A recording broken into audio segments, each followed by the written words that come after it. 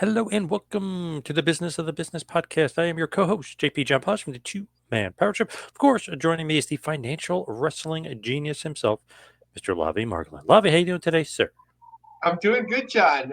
For episode 224, I'm in a suit and tie, so jazz it up a little bit. I love it. I love it. You're all dressed up for this. What is going on? Maybe you're dressed up for TKO. What is going on in the world of TKO? It seems like boxing takeover.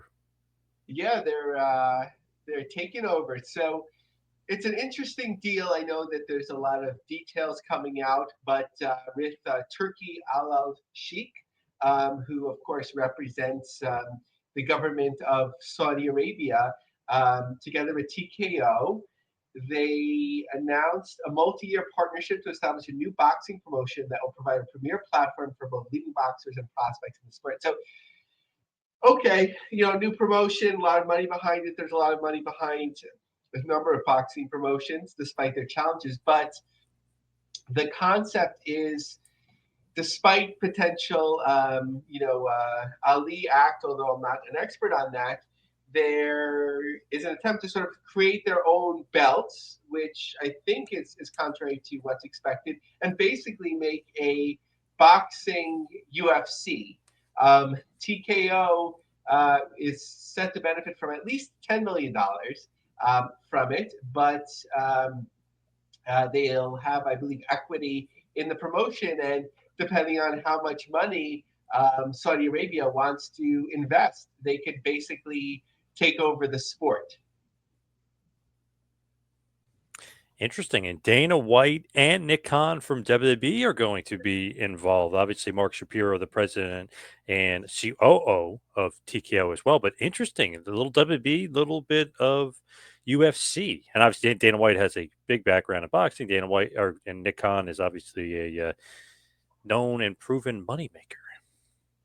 Yeah, I think like of course they'll all like be working together and so on, and we may not see the impact directly on WWE right away, but look, they already started teaming up their different properties from, of course, WWE and UFC. There's been some weekends they've sold to different municipalities now. The bull riding is part of them. They came over from Endeavor. The on location services, where I'm not sure, John, if you saw this, I think it's like $7,000 per person for a suite at WrestleMania, and Hulk Hogan will come to visit you. Um, and Yes. now you could have boxing in there. I don't think been as bold to try to sneak slap fighting in, where you have to you have to buy that too. But apparently, it has helped with the regulation of slap fighting in different states, maybe in California and so on. So what we're seeing, I guess, on wrestling is just like a conglomerate so much bigger than wrestling. Of course, wrestling has been part of big conglomerates before, most notably, Time Warner. But basically, all of the pieces, many of the pieces of TKO are sports or quasi sports related. So it'll be interesting to see how they continue to meld together. If there's further alignment in terms of like marketing, it also gives them more leverage in terms of events, right? Like at the beginning, there are not so many boxing events yet planned, but if things get in motion and they are the boxing promotion of record all around the world, then you can have leverage for booking live events, and certainly the WWE brand will benefit from that too. Man, it's crazy like to see the PBR team up. Like it just seems like, man, they just go places and they take over. Like we were talking about last week, they're going to go down to, I believe it was Kansas City, doing a takeover. It just seems like there's going to be more and more of that, and then you throw boxing in, and like you said, maybe even the slap fighting. Maybe throw that in. They are taking over the world. Which sport do you think crosses over the best with wrestling? You personally, do you think it's MMA? Do you think it could be boxing? So yeah, so I ran a small poll on this, and like you mentioned, on MMA came out on top. But and I do agree that it's MMA. I think people used to always think about boxing, especially pre '93 or even into '93, but because it's violent, one against one, generally, and so on. But The fans are different. There's a crossover. I've had my interest in boxing on and off at different points. John, are you a big boxing guy? Used to be, but not so much anymore. I don't know. I just kind of lost interest. I felt like I don't know, the charisma of the fighters maybe not as where it could be. I like Mayweather, but I would like to, like, when I would watch him, I would root for him to lose most of the time. So it's like they missing that good heel element almost. And obviously, huge Tyson guy. I used to love watching the Tyson fights. Even Holyfield, interesting. It's just nobody is really kind of grabs me. There is still some decent guys that I'm interested in. Like, I just like when Joshua Wilder or Tyson Fury is knocking somebody out, but even still, then I'm not as interested in boxing as I once was. So I think one of the issues is also it's like harder to break through, like there's so many belts, which I don't know why AEW hasn't learned that lesson. Maybe they'll be doing a little bit of consolidation there, but like whenever somebody gets some momentum and they're like, oh, okay, they just unified this belt and they have like 3 of the 5 belts, then there'll be a mandatory defense, and then they lose the belt. So um, although it's not, some boxers can make huge paydays. I don't know if ultimately TKO takes over the sport, if that'd be possible anymore, unless you're already a huge star. But it would sort of categorize it in a sense that like a sport that has some sense to it, I guess. However you criticize the UFC these days, but like meaning that you have a champion, you have a linear progression. If they beat this person, they beat that person, then they get a shot at the title, and you could sort of like rattle off the champions. And certainly, with them acquiring the ring, that gives them sort of quasi legitimacy. So love to see how this continues to cross over into the pro wrestling business, and also like WWE's fate is really TKO's fate, meaning that with the boxing, it's not a huge risk for them. It's actually all positive because they're getting paid to do this by Saudi Arabia, so it's not fully baked in. But just as a company has so many parts, if it experiences trouble, it's not always on the wrestling side. So we have to think broader about business. This is something, of course, that we looked at for many years with Ring of Honor's place in Sinclair. And then as the Sinclair struggled, Ring of Honor was an asset that they could sell. What is the latest on IWTV? I feel like we haven't talked about IWTV in a minute. Yeah, it's been quite a while. I'm sure we touched upon it with Beyond and so on, but like not in a major way since like that 3-part lawsuit as we went through it with GCW. But the founder, Gerard Durling of IWTV, originally I think Powerbomb.tv, choice paralysis is a real problem in OTT streaming. What we've come to realize at IWTV is that sometimes wrestling fans just don't know what to watch or where to start. Last night, we launched our answers to that very problem. If you've ever wanted to check out independent wrestling but didn't know where to start, this is it. IWTV 123 is a 24/7 channel that showcases the early careers of top stars like Cody Rhodes, Kevin Steen, Seth Rollins, Rhea Ripley, and many, many more.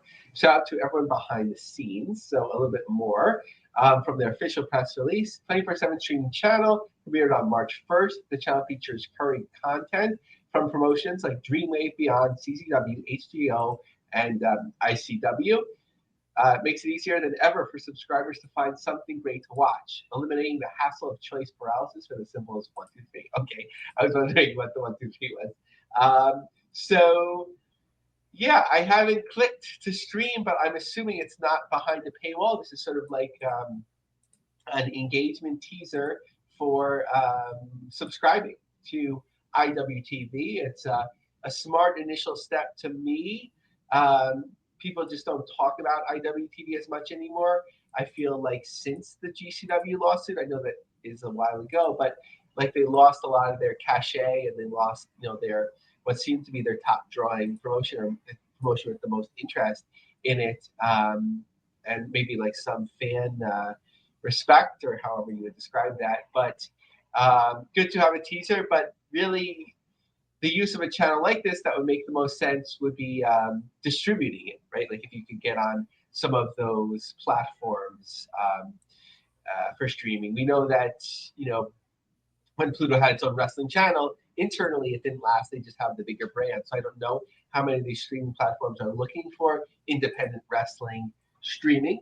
But it's something certainly we're trying, because if you put that out there, then maybe you put people to the paid. When it's on your website, they sort of have to know about you, to find their way there.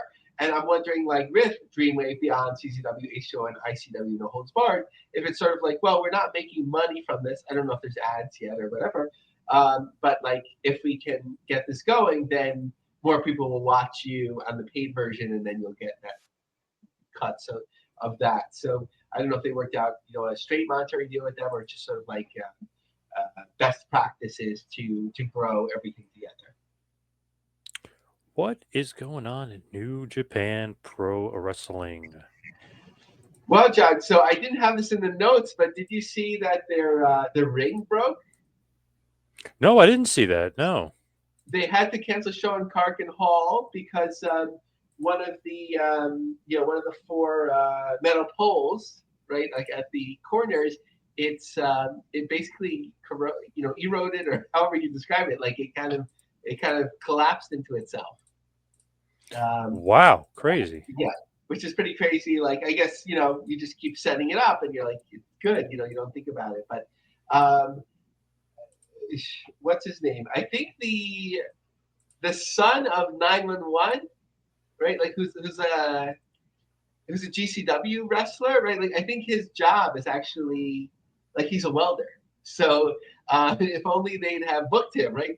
I guess they would need the welding tools too, but it's a unique skill set and helpful for pro wrestling to have. But that's an aside. Hopefully it's not a sign of an eroding New Japan wrestling, but we're looking at the American side here, and the rings should be fine.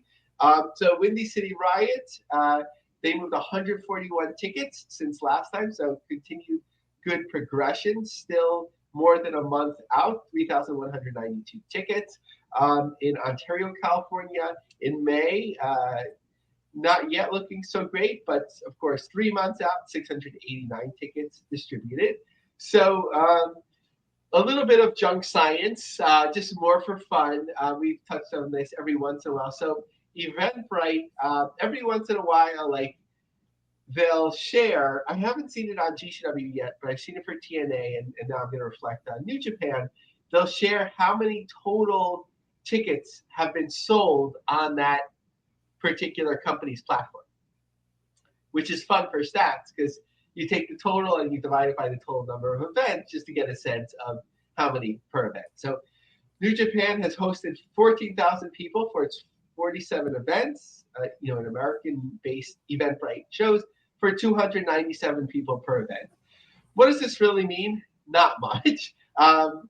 These are New Japan Academy shows, meet and greets, press conference tickets, whatever it may be, but it's just a fun little stat that we don't always have. Speaking about Academy shows, they do have another one coming up. They don't have them too often, so the next one is March 22nd. And an interesting note that I found in like a little financial write-up, Bushiroad, known for its involvement in the entertainment sector, has decided to offer special shareholder benefits. The company announced it will invite 400 shareholders who own 100 or more shares as of the end of last year to attend New Japan events through a lottery system. And 200 shareholders will also be invited to one of their other entertainment platforms, Review Starlight. So kind of a cool benefit there for shareholders, and depending on how many tickets they're giving out, a way to fill any empty seats.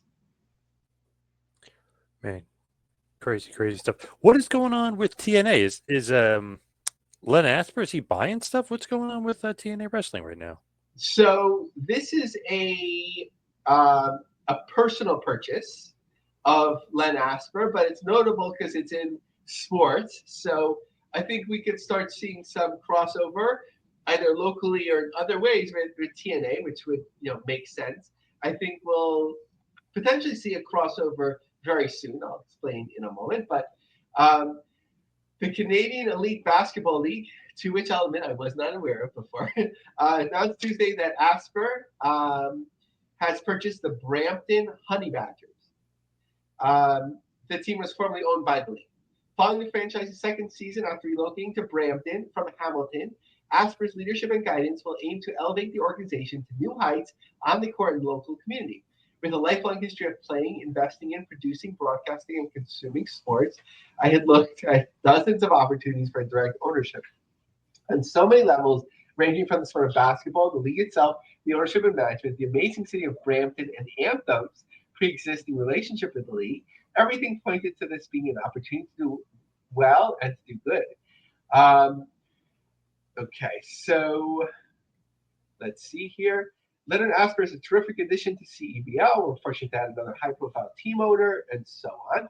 But most immediately, and probably coincidentally, right, because, when an ownership comes up, you can't time it exactly, but TNA is having a taping in Brampton on May 23rd and 24th, which already had been announced prior to this. So it's certainly an opportunity.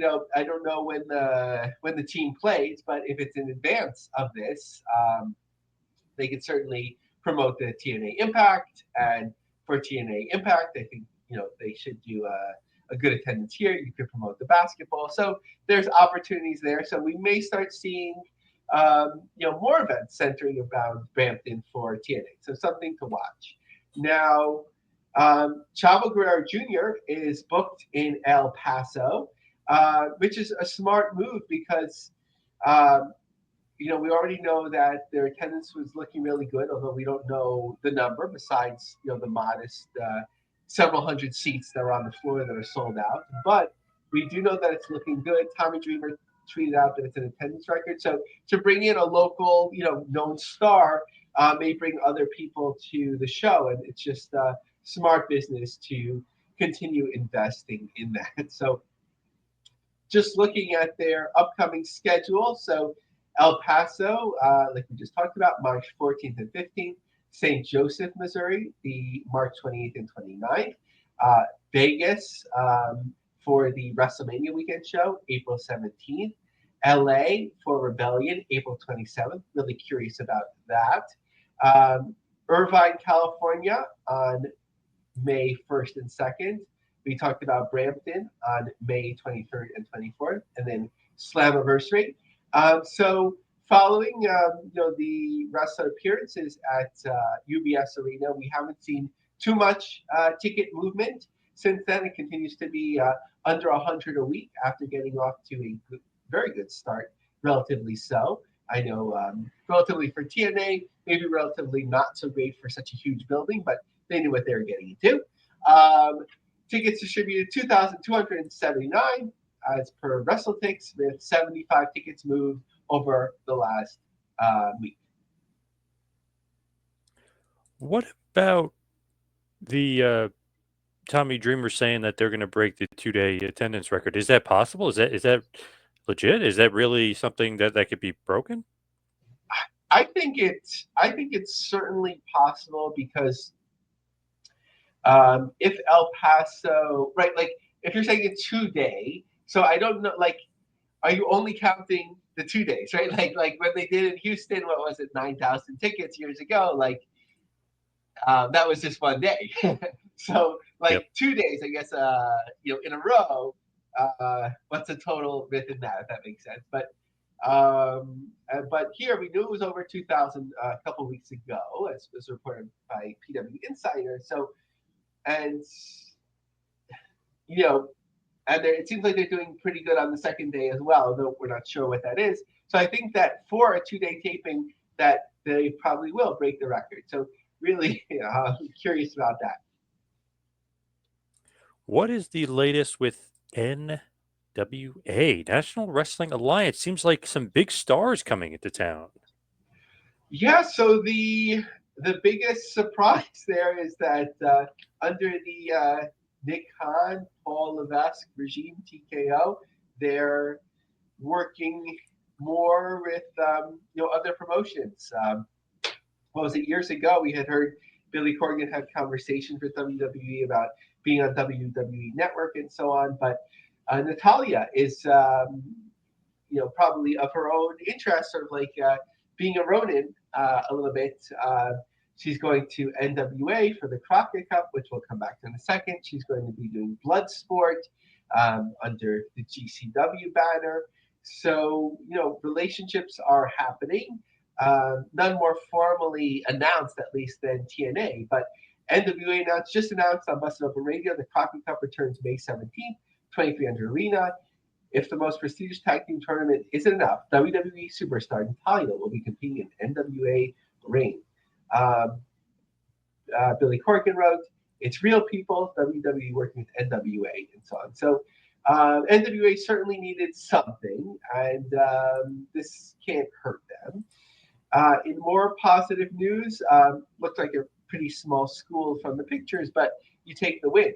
NWA again sold out, like in Freeport, Long Island. I think last time they were either in Long Island or in the Queens, Long Island border. So whoever's promoting these shows that they call New York City area, which is kind of broadly applied,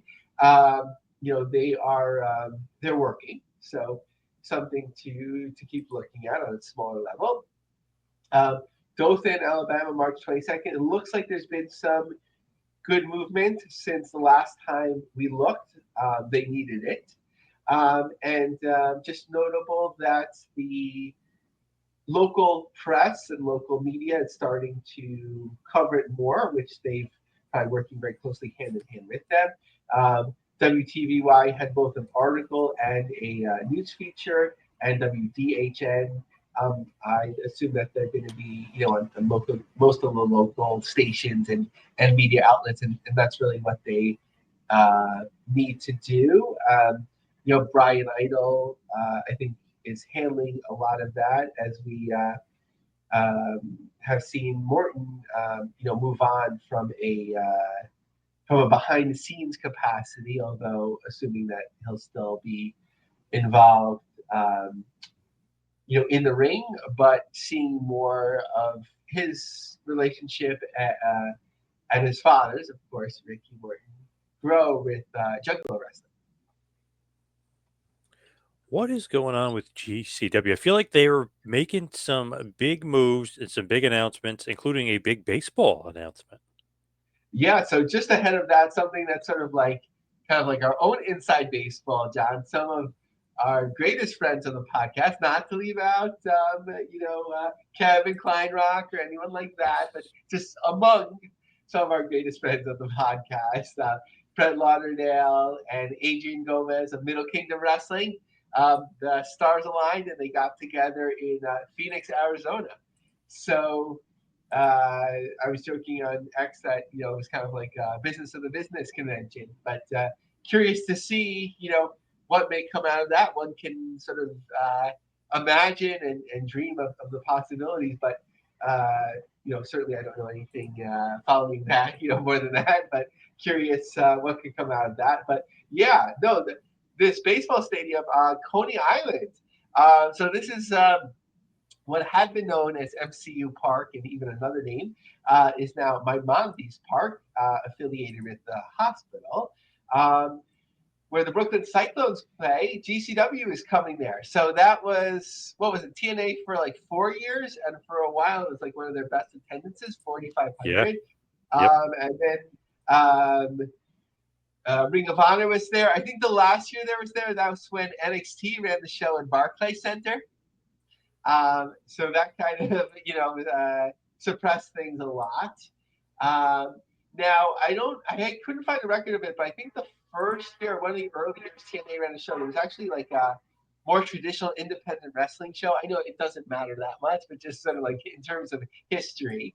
But I think this is a huge opportunity for GCW. It's sort of like certainly a mainstream type of like become part of the fabric of things. Like, I think the American Dreams Mall show helped a lot with getting something like this, where they could do something very mainstream with a known entity that's very family friendly, where they're reliable and it's consistent and so on. So huge opportunity for them. I think what you want to, I don't know how this all works, if they're just renting it, if it's a sold show, if it's collaborative, hopefully we can get Brett on before. I mean, it's a while, so I think we'll have a shot get Brett on before this to learn all that we possibly can that can be shared. But John, I think for something like this, you really have to get the mainstream names, at least to be involved. So because you want that casual fan to be like, oh yeah, I've heard of them, like a Kurt Angle appearance, or you know, I know I'm saying Zack Ryder, but I don't mean offense by that. But to wrestle, names, basically names to supplement your talent. I don't know if GCW's ever booked Rob Van Dam, but that sort of thing to draw, because yes, I think the New York, New Jersey GCW fans will be very curious about this, but you need a little bit more. And for some, depending where you're coming from, it's kind of way the hell out there. I love going there. I've been to a couple Cyclones games. The timing with the wrestling shows never worked out, but it's a lot of fun. And I think it'll work out well. The real test will be like, do they return for the following year? Man, I remember going to a TNA event. God, it was like 12 years ago, 13 years ago. Sting versus Bully Ray. They sold well over 3,000, 4,000 tickets for the show. It was pretty good. Austin Aries against Bobby Roode, AJ Styles versus Jeff Hardy. It was quite a packed card there at Cyclones Park. TNA, used to be able to put on some pretty damn awesome shows over there. Oh wow! I did not realize that you had been. Now I came across an interesting article last night in my quick research, and it was like it was one of the TNA shows. I don't know what year, and they were kind of dim on it. They said like TNA was being basically like too greedy. Like they sold way too many backstage passes. The intermission was 45 minutes. Did you experience any of that, or was it a different feel? I don't know about all that. It seemed like it was pretty well organized. I didn't think the intermission was too long. I felt like the show was actually kind of not short, but like perfect timing. I felt like it was a great night out. More fans were there than I was kind of expecting too. I thought it was pretty damn good. My experience with it anyway was great. Yeah, this might have been like from like maybe their last year doing it, and like as there was less fans, they're like, okay, well, let's like get more revenue there. So a shame that they lost that opportunity, but Ring of Honor picked it up well for a few years. But Ring of Honor, especially at that time, didn't have that mainstream appeal. Maybe the last year Cody was passing through, but obviously he was at a very different level at the time, so building himself up, for the future. Now So it's. GCW will. Sorry, John. I was just going to ask you. So is Janela versus Sabu on or off? Yeah, so John, I don't know if he was working you. No, like I think Janelle is injured, but they're gonna like probably what I'd imagine is like right. This is one of the biggest opportunities of his career to date. So it turned into an angle. He was going to award the. I don't know if he gave it to him or not. Maybe someone missed the second time the opportunity to be in the Hall of Fame or whatever. But whatever happened, Janela was bloodied up by Sabu, and the match is now on. So from their marquee standpoint, that's on, and it kind of makes sense upon reflection because GCW wasn't getting ahead of it and saying that that Janela wouldn't be on the show and that the show wouldn't be on. So now it just makes more sense. So they will be back in LA as expected, May 3rd. Just looking at Atlantic City, which is the next show most closest to us at the moment. That Atlantic City still struggling. About 10 days out, or less than a week, 8-9 days out, excuse me, as we reported. More 10 or more tickets in the second row, 10 or more tickets in the third row, and I assume beyond as well. So I'm not sure. Like Atlantic City used to be pretty automatic for a while, especially when it was in the more beautiful room. Now that they're in the old parking garage, they did well a couple of times there when the market was hotter, but I'm not sure. They know what makes sense to them. But what else is coming up in advance of WrestleMania weekend? March 29th in Chicago, March 30th in Sauget, April 6th in Chester, Pennsylvania, and then skip ahead after WrestleMania weekend. So then there are May 3rd in Los Angeles, Joppa, Maryland on May 17th, Little Rock on June 20th,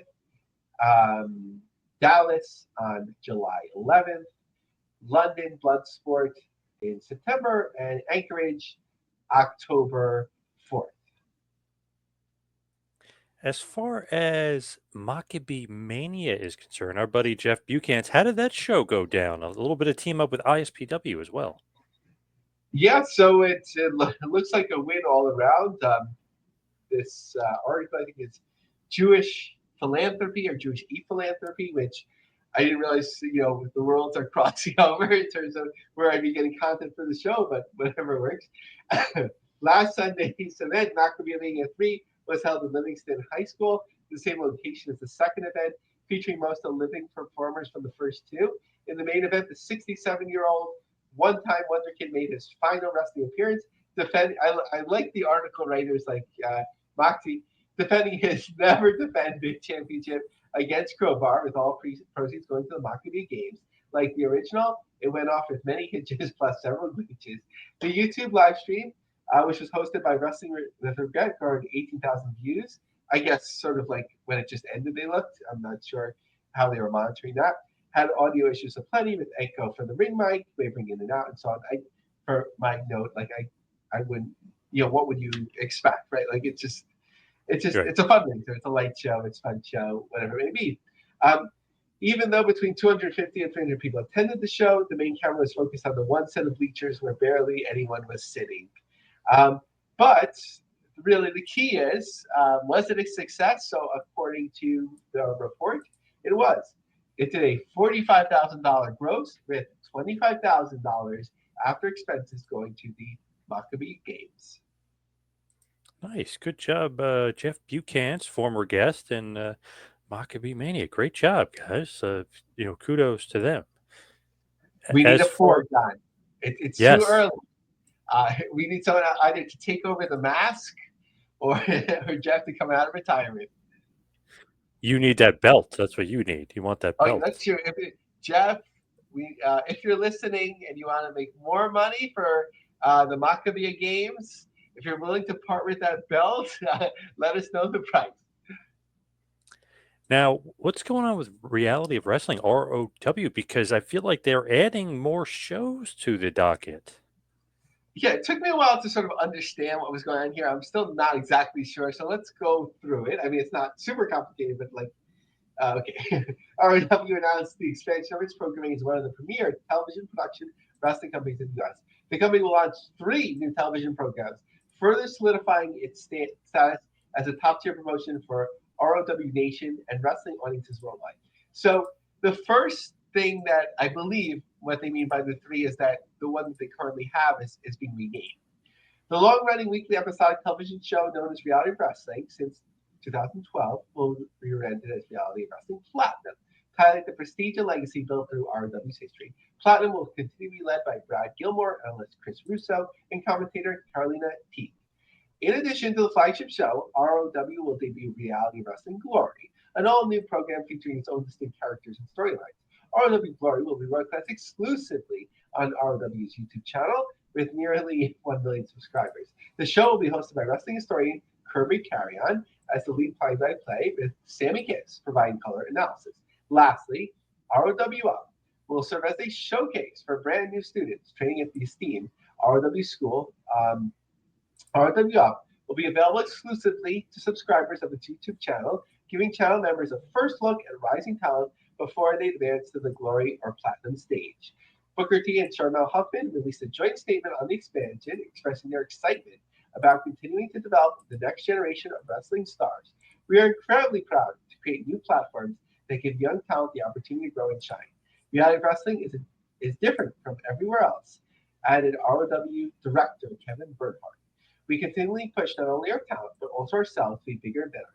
Launching these 3 shows will allow us to do just that. Okay, so first of all, with ROW Platinum Nation, ROW Platinum, that's the premiere show. it's a little hard to find where it's on television these days. For like every once in a while, there's press releases and announcements, and I try to go digging as much as I can. Um, for a while, they were on multiple stations in Texas, and then they had um, fairly wide distribution over the diginets and low power TV stations that stations like or promotions like Championship Wrestling from Hollywood and OVW utilize. For a while, it was sort of like a little bit neck and neck who had more exposure between those three promotions. It's just unclear, and they don't promote it for where that airs. Now, in terms of the others, they do have very wide YouTube subscribership, which we've noted a couple times in looking at like wrestling promotions YouTube subscribers, which maybe we should come back to again someday.